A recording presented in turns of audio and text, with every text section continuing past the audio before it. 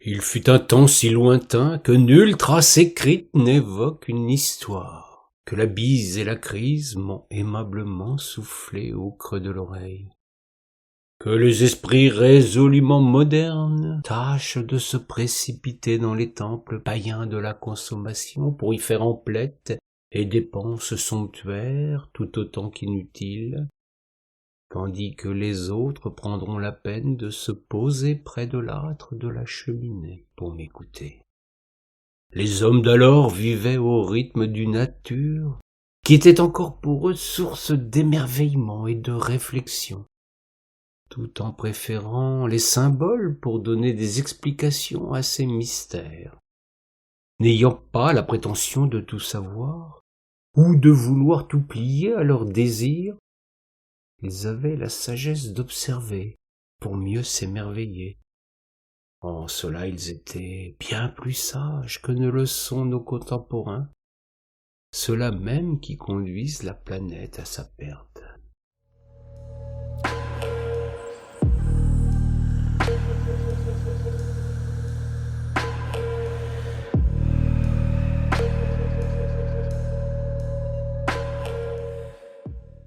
Nous étions alors au début du commencement.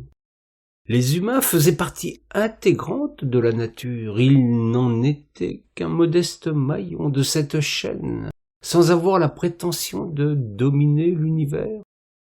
Ils allaient de par la vaste terre et cherchaient tant bien que mal à survivre. Depuis quelques lunes, le soleil semblait s'éteindre. Plus la succession des jours et des nuits avançait, plus il faisait froid et plus l'obscurité croissait et imposait sa force à une pâle clarté qui se réduisait comme peau de chagrin. La nature accompagnait cette lente et inexorable progression vers sa fin. Les arbres avaient perdu leurs feuilles, des animaux se taisaient, d'autres se terraient. Les fleurs et les fruits n'étaient plus que de très lointains souvenirs. La tristesse et la désolation devenaient le lot de tous ceux qui sentaient leur fin proche. Tout autour d'eux n'était que grisaille, obscurité, désolation.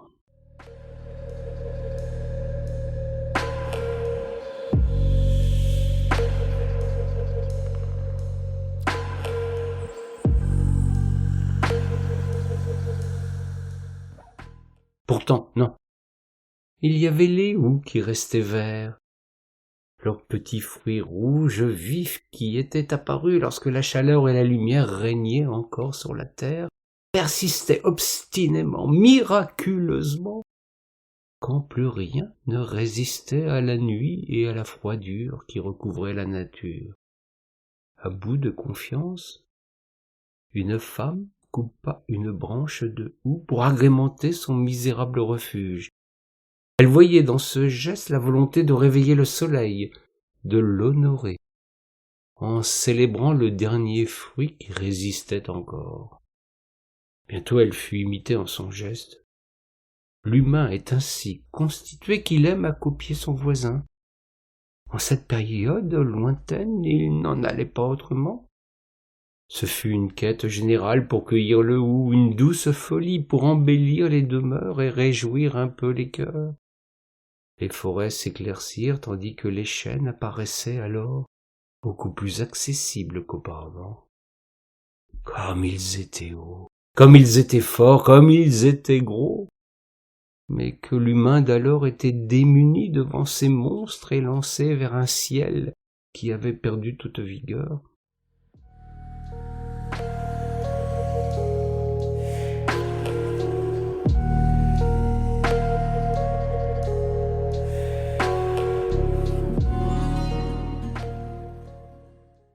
Un jeune enfant plus rêveur que les autres qui eut cette idée folle de réveiller le soleil. Il fit remarquer que nulle plante n'allait aussi haut dans le ciel, et que si quelque chose pouvait réveiller l'astre solaire, ce ne pouvait être que ce grand et bel arbre. Le désespoir était si grand, les nuits si longues, que chaque suggestion était écoutée avec attention. La remarque de l'enfant parut redonner du courage aux siens. il fallait abattre un géant pour envoyer un signe à l'astre qui dormait doucement depuis si longtemps.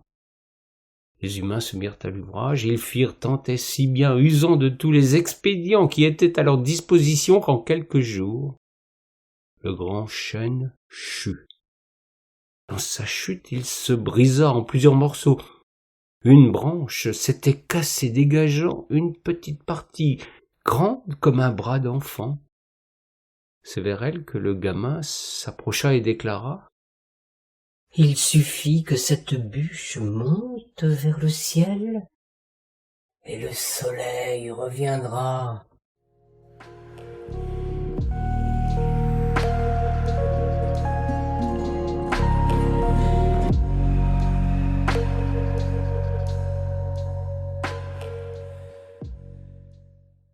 Non seulement il venait d'inventer un mot nouveau, mais il exigeait une chose qui échappait à la raison.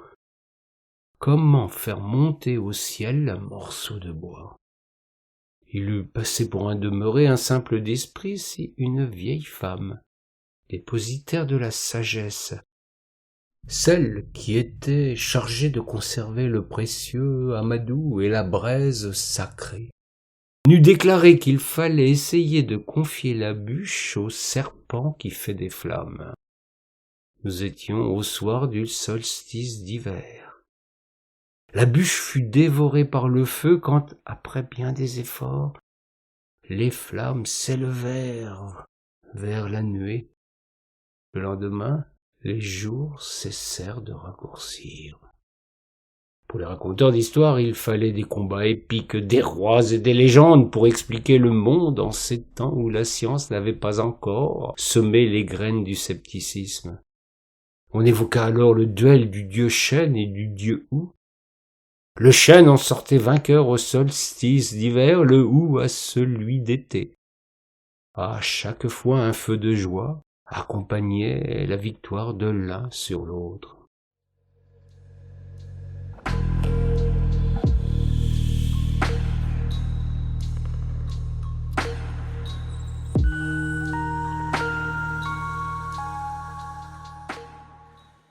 Puis les dieux prirent allure humaine.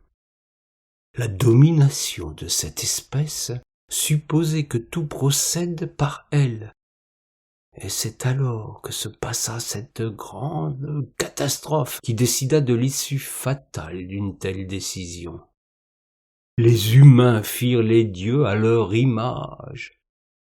Même si en ce temps-là, les habitants de la planète qui vont debout sur leurs jambes prenaient encore la précaution de caler le calendrier religieux sur le cycle du soleil.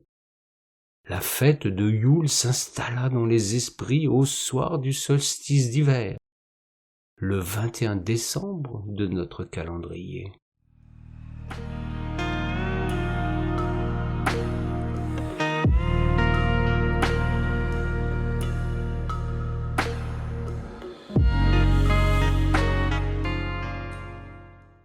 Noël, pas toujours aussi catholique qu'on veut bien nous le faire croire, retarda de quelques jours la célébration d'une naissance qui faisait passer la renaissance de la lumière pour un paganisme de mauvais aloi.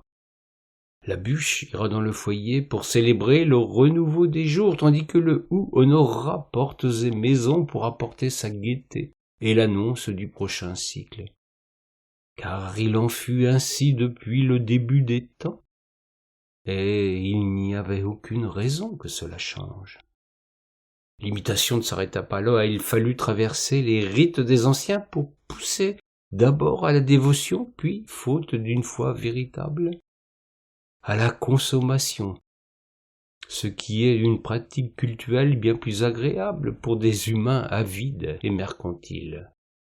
Retrouvons le sens de la raison, allons réveiller ce Dieu qui se désole en son domaine, menacé par le réchauffement climatique.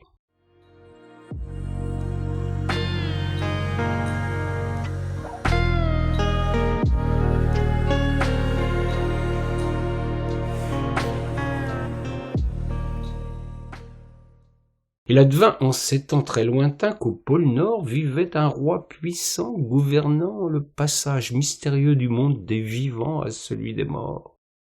La légende prétendait qu'il avait 9 mères toutes vierges, ce qui, avouons-le, en dit bien plus long sur son géniteur de père, un certain Odin au cœur d'artichaut.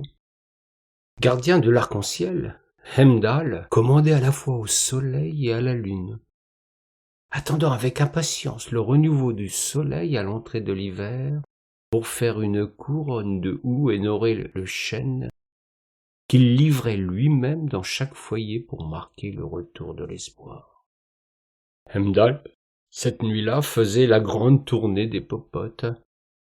Sachant venue l'époque des besoins énergétiques pour combattre les froidures de l'hiver, il livrait une bûche coupée à la bonne longueur pour s'introduire nuitamment dans les demeures plongées dans l'obscurité.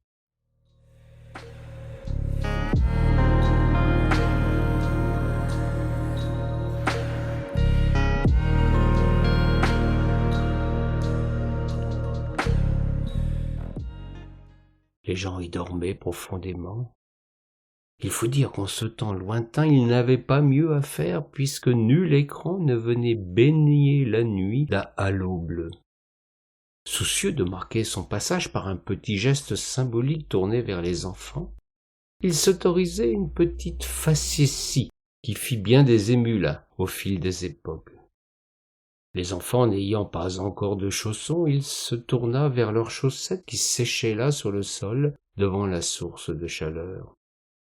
Le brave homme ayant le don d'ubiquité savait qui, parmi les rejetons du foyer, avait été fort sage et qui méritait un encouragement de sa part, et à rebours n'ignorait rien des turpitudes de ceux qui n'écoutaient pas leurs parents et n'en faisaient qu'à leur tête.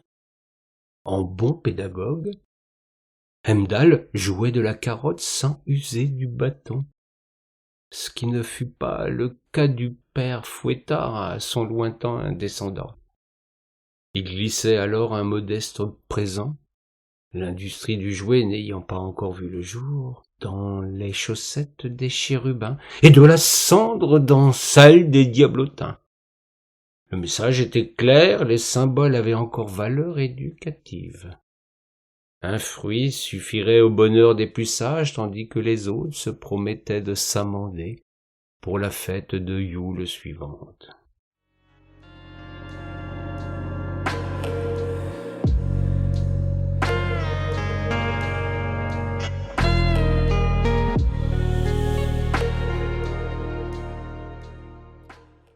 Voilà, vous savez tout. Et vous pourrez déplorer tout comme moi les insupportables travestissements de la fête qu'un falsificateur vêtu d'une pelisse rouge, se grimant derrière une longue barbe blanche postiche et mandaté par les plus grandes enseignes commerciales, a imposé sans vergogne. Il serait grand temps de revenir à la raison, de couper la pompe afrique de cette course effrénée vers le désastre planétaire. Célébrons la nature, et surtout pas ce nouveau dieu des princes de la finance, la croissance, une vieille lune qui a cessé de faire des miracles depuis bien longtemps.